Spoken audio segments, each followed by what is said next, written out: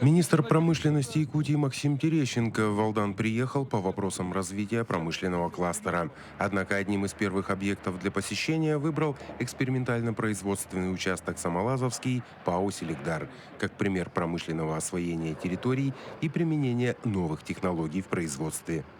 Здесь вы видите реальное производство, которое уже сегодня реализуется. И очень важно показать другим инвесторам, вот у нас сегодня в течение дня эти встречи предстоят, что в Якутии можно работать эффективно. Органы власти всех уровней оказывают содействие всем компаниям. На Самолазовском министру показали экспериментальную установку для обжига золотоносной руды, не имеющей аналогов в мире. Этот метод подготовки сложных руд к извлечению золота эффективный, но энергозатратный. Поэтому на повестке стоял вопрос перспективы использования природного газа от трубопровода «Сила Сибири». Решение вопроса позволит отказаться от дорогостоящего привозного топлива, увеличить объемы производства и сократить издержки предприятия. У нас есть планы, которые подразумевают увеличение потребления энергии как и на этом объекте, как и на новостроящемся объекте. Вот хвойное мы запускаем, тоже есть проблема по энергетике. Поэтому вопрос надо решать. И мы поняли, что да, есть понимание со стороны поддержка Минпрома.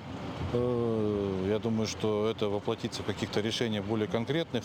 Процесс идет, но довольно такой замедленный. Надеемся, что все будет решено и, соответственно, мы получим ту энергетику, которая нам сегодня необходима. Ну, речь идет о газе. Газ, да, газ очень актуальная тема, потому что газопровод проходит рядом, тут 1,5 километра до него, поэтому идет сегодня согласование решения, как нам к нему подключиться. Максим Терещенко провел совещание с участием глав района и потенциальными инвесторами по селигдарскому месторождению апатитов. Проект перспективный, долгосрочный и вписывается в задачи, которые ставит перед регионами президент Владимир Путин. У нас будет отдельный визит с институтом, скажем, на месторождение. То есть мы разберем свои рабочие вопросы, которые пока не освещаем. Тем не менее, затем с участием главы района обсудим уже дальнейшую подготовку этого месторождения к реализации и развитию. Напомню, не так давно к нам приезжал министр природных ресурсов. Проводили серьезное совещание по вовлечению новых месторождений, по геологоразведке.